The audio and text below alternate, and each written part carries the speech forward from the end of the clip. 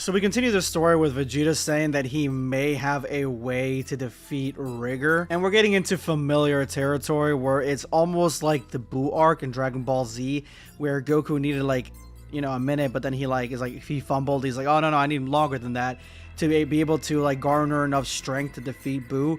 Vegeta's saying the exact same thing. He needs a minute to come up with this plan to defeat Rigger. And Vegeta says not only do that, not only like stall him for a minute, but at the exact same time shoot him up into the air and make sure he's like somewhere in the air, because if he launches this attack or whatever toward Earth, it's gonna crack the Earth in two.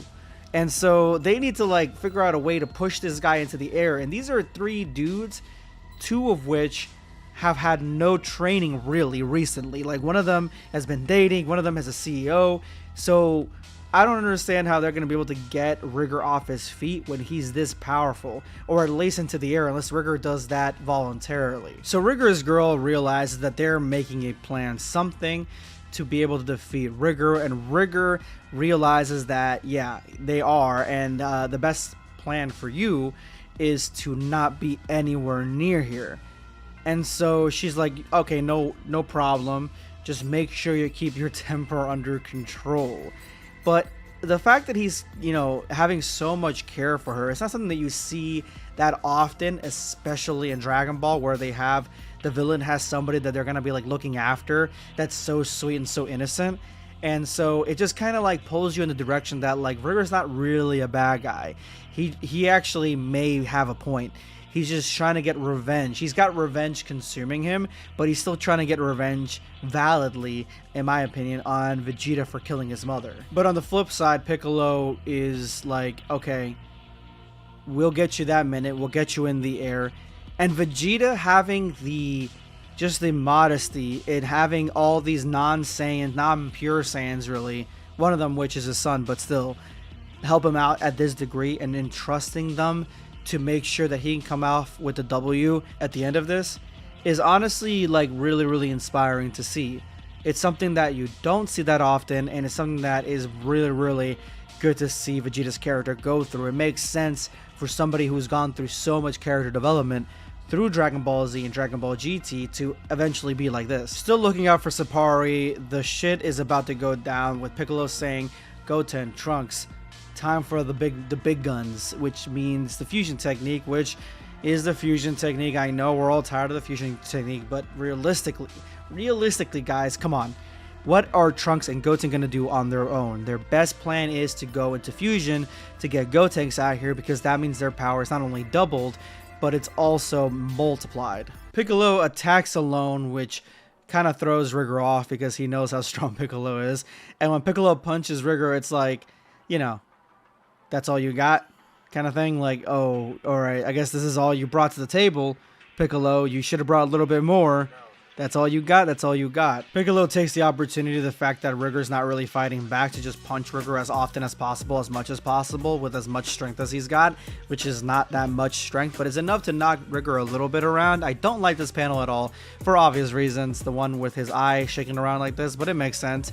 But Rigger's like, I've had enough, and I don't like this panel either, so I've had enough as well, and Rigger punches Piccolo right in the face. So Piccolo's head basically explodes into the ground. I don't know if he's still in contact, I don't know if he's dead, I don't know what the hell's going on. He could be dead, I have no idea. But with one foe down, another one shows its face, and this gave enough time for Gotenks to make the scene. And I like the fact that Gotenks is saying that he's the Grim Reaper of Justice, which is kind of cool, I guess, but I don't know. Super Saiyan 3, before we continue into this chapter, Super Saiyan 3 Gotenks at this level, it should be a much needed match for someone like Rigger, because of the fact that, again, these are two adults, they're not children anymore, and they've amplified and doubled and amplified again their power by fusing together. Now the fusion may not last very long, because this is not like, you know, a Potara fusion, or at least the DBZ Potara, but it'll last long enough for him to be able to harm him enough, at least 1 minute's worth. But honestly, he should still be a pretty good fight, even though the fact that he's not, you know, at least Super Saiyan 4 or anything. So of course Sapari is the only one paying attention. The fact that Gotenks is like, you know, one guy now, and Piccolo, his face is still fine, he's just a little bit beat up. But it seems that the reality of the situation is that Gotenks has not changed his attitude whatsoever. He still has the exact same attitude he did back when he was a child. So yeah, he hasn't really upgraded that at all. He's still kind of like the same. Honestly, I don't know. It is what it is. Gotenks is a character that is what it is. And with that, Vegeta begins to charge up some sort of Final Flash, something that looks very much not like the normal Final Flash that we know of. And the other two are attacking Rigger, who's getting pissed off at the fact that they're double teaming him.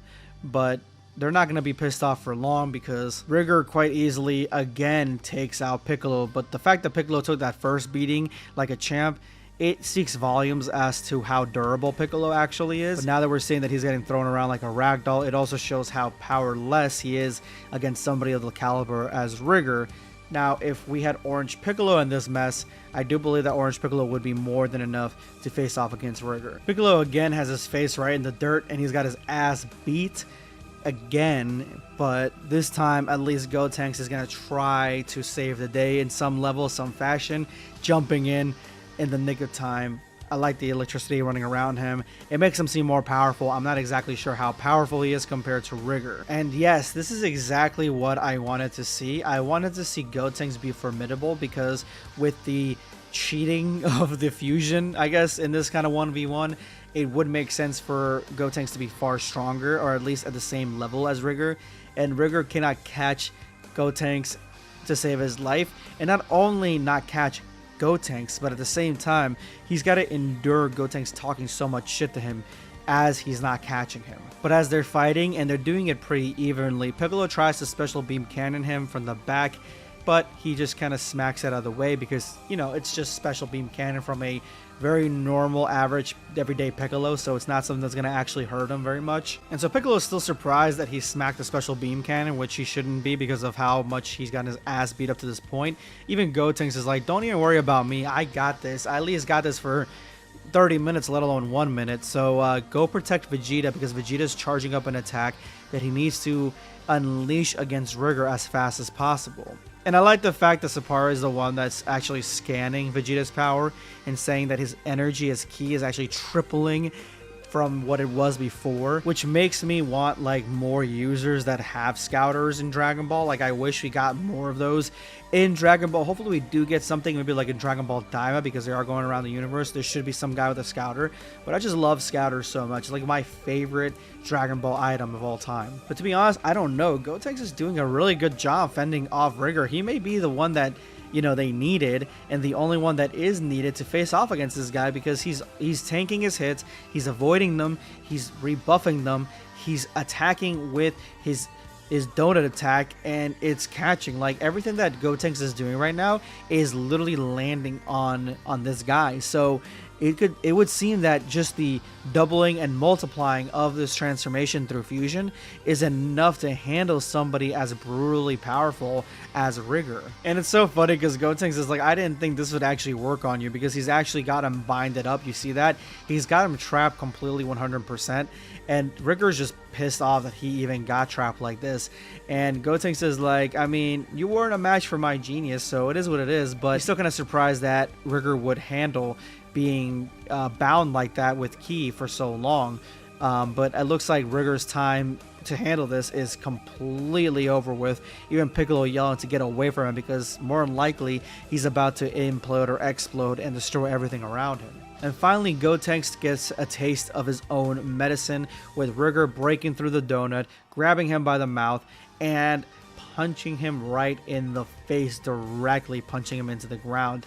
This, I mean, probably maybe in manga terms has gone well past a minute, but in reality this has been like at least 5 minutes already of them holding him off. So Vegeta should theoretically have enough power to take out Rigger with whatever attack he's loading. So Gotenks is completely dismantled, and yeah, Rigor has come out the stronger man. That 1 minute's looking a lot longer right now, and Piccolo's ready to use any attack that he can to try to slow Rigor down at any point, any level, but he's finally realizing that yeah, they're at their limit right now, so he's yelling, how much longer do you have, Vegeta? Like, this is taking forever. Finally, when Rigor realizes this was a distraction, he is a little bit too late because Vegeta is done with his attack. So done, in fact, to such a problematic attack that Sapari is like, this power level is way too high for this attack, something I've never seen before. I mean, her scouter hasn't exploded, but I don't know if those are designed to be that way. And so she yells, she doesn't use the scouter anymore, she yells at Rigor that he needs to watch out from Vegeta's greatest attack, which is Final Atomic Shine. This attack on the way in transit to hit Rigor destroys every single piece of tangible ground around it and is heading straight toward Rigor in a panel flashing that looks like the attack is heading straight for him, getting closer and closer, and Rigor seemingly really has no way of combating this. And the destruction is absolute. You can hear it miles away, all the way in Pan's classroom. And this hole left behind by the attack is just massive. It is not only massive, deep, expertly crafted. This is the attack to end all attacks, and I love the name of it. Everybody is shocked at the level of destruction of this attack and how strong it was, Sapari herself included. It's unclear whether this attack was launched toward the air or not. I really couldn't tell besides Rigor floating. I don't remember how he got up there. He must have just dodged out of the way up there and not really seen the attack coming, because it seems like a really massive attack that's powering up and you should probably avoid it. But this attack is able to basically knock out Vegeta. Vegeta is completely gone. With Vegeta gone, Gotenks not being there, they are sitting ducks over there in this universe. And with Vegeta finally down, that is the end of this chapter. Let me know what you guys think of Dragon Ball New Age in the comment section below. Is going to be BlackScape signing off. Take care, guys. Subscribe for more content. Or perish.